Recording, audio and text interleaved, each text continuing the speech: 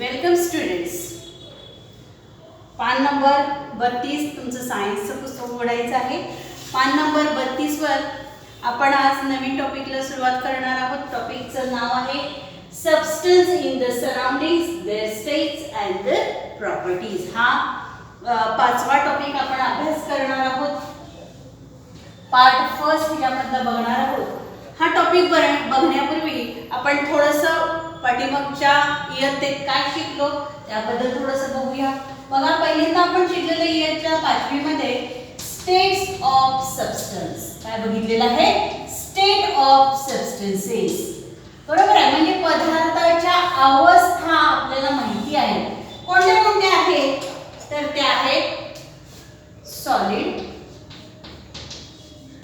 Liquid and gases are the three state of substances. States म्हणजे इथं अवस्था असा अर्थ घ्यायचा आहे की पदार्थ स्थायी रूप, द्रवरूप आणि वायुरूप या 3 अवस्थांमध्ये आपल्याला पाहायला मिळतो. बरोबर आहे. मग याची आपण काही उदाहरणं बघूया. जसं सॉलिड मध्ये आईस आहे, बरोबर आहे, चेअर आहे, बरोबर, टेबल आहे. All these are the solid substances, whereas a liquid, oil, then milk, juice are the examples of the liquids. Water, you may say water. Now gaseous, air, vapor, okay, oxygen, all these are in a gaseous state. What happen when to change the state of substances? Change the state of substance. जर आपल्याला पदार्थाची ही अवस्था आहे, ही अवस्था बदलायची असेल तर आपल्याला काय केलं पाहिजे? तर आपल्याला हीट काय केली पाहिजे? सप्लाय केली पाहिजे. काय केली पाहिजे? हीट सप्लाय केली पाहिजे. आणि हीट सप्लाय केल्यानंतर या अवस्थांमध्ये आपल्याला बदल झालेला दिसून येतो. म्हणजे उदाहरणार्थ बघा, आईस आहे.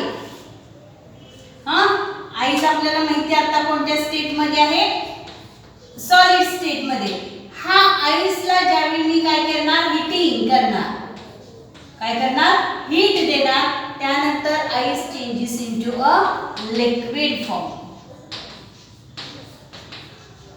Means here solid changes to liquid state due to heat. Solid changes to liquid state due to heat. This is nothing but the change of state of substances. Change of state of substances. Another one example of this is we taken a wax in a dish. See here, wax म्हणजे मेण. एक dish घेतलेली आहे आपण आणि या dish मध्ये काय केलेले आहे? वॅक्स जे आहे म्हणजे मेण आपण जे म्हणतो ते मेणाचे काही तुकडे काय घातलेले आहेत? मी घेतलेले आहेत. आता या डिशला मी काय केलेलं आहे? हीटिंग केलेलं आहे. काय केलेलं आहे? बर्नरच्या साहाय्याने काय दिलेली आहे? हीट दिलेली आहे. ओके. आता हीट दिल्यानंतर काय झालं? सुरुवातीला याची अवस्था कोणती होती? तर ह्याची अवस्था काय आहे? सॉलिड आहे. हीट केल्यानंतर ह्या डिश मध्येच आपल्याला हे लिक्विड स्टेट मध्ये झालेलं दिसून येतं.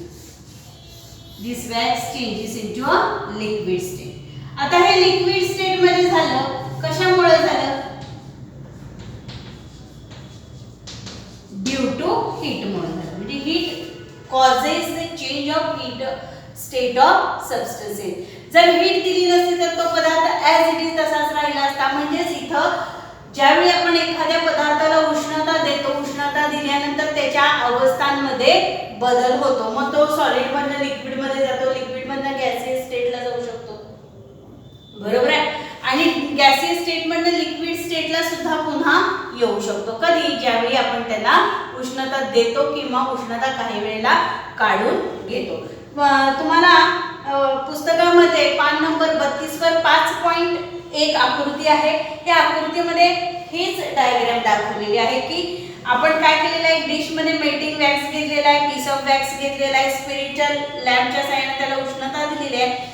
Wax originally liquid solid state मध्ये होता आणि ते काय झालेलं आहे, लिक्विड स्टेट मध्ये गेलेलं आहे. आता ही ऍक्टिव्हिटी बघून तुम्हाला काही प्रश्न विचारलेले आहेत पहा. Take pieces of wax in a bowl and heat them on a candle or the spirit lamp. First one, how do the piece of wax change. कसे बदलले आहे पीस ऑफ वॅक्स, कसे बदललेले आहेत. फर्स्टली ते सॉलिड स्टेट मध्ये होते आणि नंतर ते लिक्विड म्हणजे मेणाच्या तुकड्यांच्या मध्ये आपल्याला काय जाणवला, बदल जाणवलेला आहे. What is the initial state of the wax.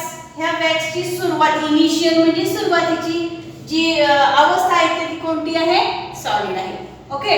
आणि थर्ड बघा, व्हॉट इट कन्वर्टेड इनटू. आता ती कोणत्या अवस्थांमध्ये बदल झालेली आहे, तर ती it changes into a liquid state. Okay. Now keep the same bowl in a cold water and what happen. आता ही जी वाटी आहे ती पुन्हा थंड पाण्यात ठेवा. हे जे लिक्विड वॅक्स आहे हे ज्यावेळी आपण कूल करतो म्हणजे थंड पाण्यात ठेवतो तर पुन्हा ह्या वॅक्सची आपल्याला काय दिसतील, इथं थोडेसे असे तुकडे, म्हणजे हे जे वॅक्स आहे तेच वॅक्स आपल्याला सॉलिड स्टेट मध्ये दिसून येईल. पण कधी, ज्यावेळी आपण ते थंड करू. लक्षात आलं का. म्हणजे इथं सुद्धा change of state of substance झाला, म्हणजे लिक्विड मधून सॉलिड मध्ये चेंज झालं. पण हे कशाच्या स्वरूपात झालं, कधी झालं, ज्यावेळी आपण त्यातली हीट काढून घेतली. लक्षात आलं का बघा. हा, त्यानंतर म्हणजेच काय सांगितलेलं आहे बघा. When a substance changes from one state to another state, the process is called as a change of state of substances. म्हणजे पदार्थाची एक अवस्था बदलून जेव्हा पदार्थ दुसऱ्या अवस्थेमध्ये जातो तर या क्रियेस पदार्थांचे अवस्थांतर असं म्हटलं जातं. काय म्हटलं जातं, अवस्थांतर. म्हणजेच काय, change in state of substances. पदार्थाचे एका अवस्थेतून दुसऱ्या अवस्थेमध्ये होणारं रूपांतर. आता तसेच काही एक्झाम्पल तुम्हाला दिलेले आहेत 5.2 मध्ये पहा. Various substances. Read this list of the substances. आता तुम्हाला थोडीशी ऍक्टिव्हिटी दिलेली आहे. ऍक्टिव्हिटी काय आहे बघा. स्पिरिट, कापूर, पेट्रोल, घी, coconut oil, naphthalene ball, ammonium chloride. It is the नवसागर. All these are the list of materials or the substances. आता आपल्याला काय करायचंय बघा. Which one freezes in winter. आता आपल्याला काय करायचंय बघा. 3 विभागात त्याचं विभागणी केलेली आहे. कशी केलेली आहे ती पहा. बघा काय विचारलेलं आहे. Which one freezes in winter.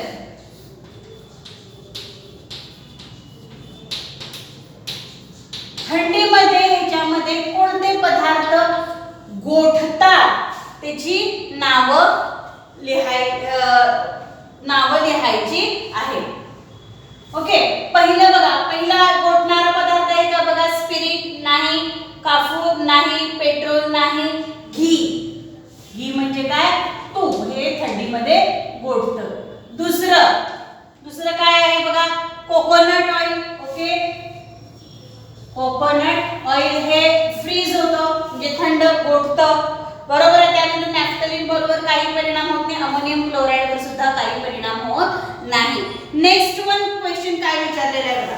Question number 1 आहे. क्वेश्चन नंबर 2 बघा काय विचारलेलं आहे. Which liquid have you seen changes into a vapor. कोणत्या द्रवाचे वायू रूपांतर झालेले आपण पाहिले. द्रवाचं वायूमध्ये म्हणजे liquid state to gaseous state. Petrol आहे डायरेक्टली, बरोबर आहे. लिक्विड स्टेट मध्ये आहे. जर रूम टेम्परेचरला सुद्धा पेट्रोल जे आहे हे आपण उडून जातं असं म्हणतो, म्हणजे ते गॅसियस स्टेट मध्ये जातं. त्यानंतर बघा कापूर जो सॉलिड स्टेट मध्ये आहे तो होणार नाही. नॅफ्थलिन बॉल सॉलिड स्टेट मध्ये आहे. अमोनियम क्लोराइड सॉलिड स्टेट मध्ये आहे. Spirit which is in a liquid state changes into a gaseous state. Okay, these are the answer of the second question. Now in the third question, which solid directly changes into gaseous state? Third question is about solid directly changes into gaseous state. Which are that? That is the camphor, then naphthalene, म्हणजे आपण डांबर गोळी म्हणतो की नाही ती, आणि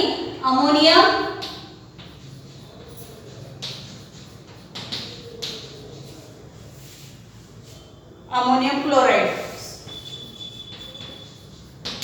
okay, these are the substances that changes solid to a gaseous state. Now what do we learn from this? आता ह्या सगळ्यांच्या वरनं ही जी उत्तर आहे ती तुम्ही पुस्तकामध्ये जे प्रश्न आहेत त्या प्रश्नांच्या समोर उत्तर लिहून घ्यायचे. तसंच तुमच्या वहीमध्ये सुद्धा ज्या ज्यावेळी ब्लॅकबोर्डवर काही गोष्टी मी लिहिलेल्या असतात त्या गोष्टी तुम्ही वहीमध्ये जशाच्या तशा लिहून घ्यायच्या. हे प्रश्नांची उत्तर आहेत, प्रश्न तुमच्या पुस्तकात आहेत, तर त्या रिस्पेक्टिव्ह प्रश्नांची उत्तरं लिहायची आहेत. चेंज ऑफ स्टेट ऑफ सबस्टन्सची व्याख्या पुस्तकामध्ये आहे, ती वहीमध्ये तुम्ही नोट डाऊन करायची आहे. आता या सगळ्यांच्यावरून आपल्याला काय इन्फर करता येते की ज्यावेळी एखाद्या पदार्थाला उष्णता दिली किंवा उष्णता काढून घेतली तर पदार्थांचं काय होतं, अवस्थांतर होतं. म्हणजेच काय, whenever we are giving heat to some substances they changes their state as well as if we taken out the heat from the substances they also change their state that we infer from this activity.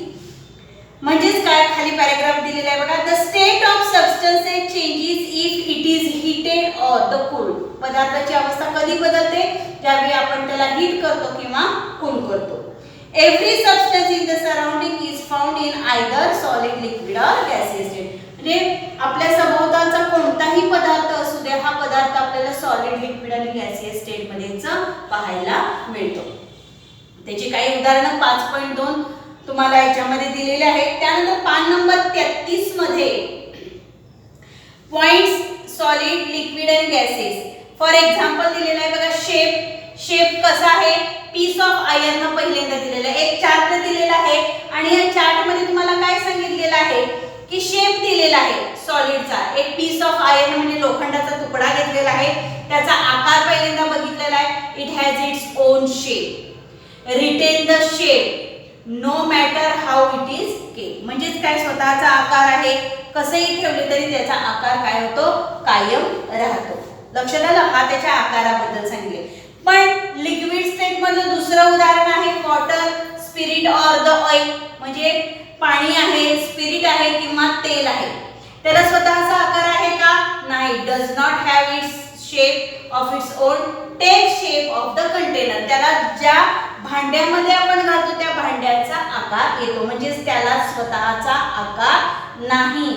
आणि तिसरं air आहे. Do not have the shape of its on, occupies all the available space. म्हणजे स्वतःचा आकार नाही पण उपलब्ध असलेली सर्व जागा व्यापतो. तुमच्या लक्षात आलं का, पहा.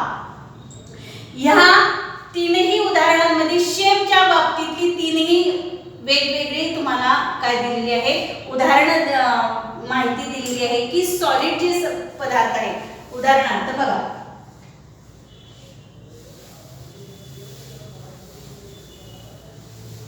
सॉलिड, लिक्विड आणि गॅस हे तीन अवस्था आहेत, बरोबर आहे. शेपच्या बाबतीत बघितले, त्याला स्वतःचा शेप, ओन शेप आहे, कसाही ठेवला तरी त्याचा शेप बदलत नाही. याला शेप नाही, नो शेप. पण ज्या कंटेनर मध्ये आपण घालतो त्या कंटेनरचा, एक्वायर्स शेप ऑफ कंटेनर. बरोबर. आणि गॅस म्हणजे एअर उदाहरण घेतले त्याला no shape. It acquires all space available. म्हणजे जेवढी जागा आहे तेवढी संपूर्ण जागा व्यापली जाते. म्हणजेच काय सांगितलेलं आहे बघा, सॉलिड, लिक्विड आणि गॅसेस ही जी उदाहरणं दिलेली आहेत या उदाहरणाच्या याच्यातून शेपच्या संदर्भातला तुम्हाला पॉइंट्स दिलेला आहे. त्यानंतर व्हॉल्यूम, दुसऱ्या परिच्छेदामध्ये व्हॉल्यूम म्हणजे आकारमान. नवीन शब्द आहे, ज्यांना माहिती नाही त्यांनी लिहून घ्यायचं आहे व्हॉल्यूम.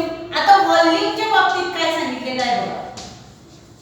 आता व्हॉल्यूम म्हणजे काय, आकारमान, ज्याला लांबी, रुंदी, उंची ही मोजता येते. उदाहरणार्थ मी असा एक क्यूब घेतलेला आहे. आता याचा व्हॉल्यूम आपल्याला काढायचा आहे. तर ह्याची लांबी अशी रुंदी अशी मोजता येते, लांबी अशी मोजता येते आणि खोली अशी मोजता येते. हे जे आहे लांबी गुणिले रुंदी गुणिले उंची म्हणजेच व्हॉल्यूम. पण हे सॉलिडचं आपल्याला मोजता येते. कोणताही सॉलिड स्टेट मधला पदार्थ असेल तर त्याचं मोजता येतं. म्हणजेच काय, solids have volume. Solids have volume म्हणजे आपल्याला तो मोजता येतो. दुसरं काय सांगितलेलं आहे लिक्विडच्या बाबतीत, it has a specific volume. Specific volume.